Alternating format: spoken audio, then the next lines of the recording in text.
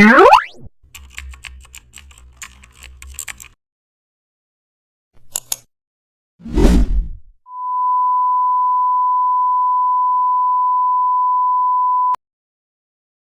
back to the channel. Don't forget to like, share and subscribe for more updates.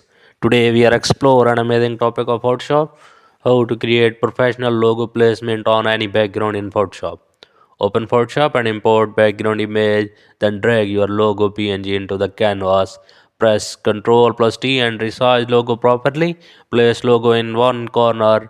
Go to the layer panel and select logo layer. Now change blend mode to overlay or soft light. Lower opacity to match background. Double click logo layer to open layer style. Add a very soft drop shadow. Reduce shadow opacity heavily. Increase blur for realism. Then press OK. Now zoom in and check edges. Also adjust size if logo feels too strong. Keep it subtle.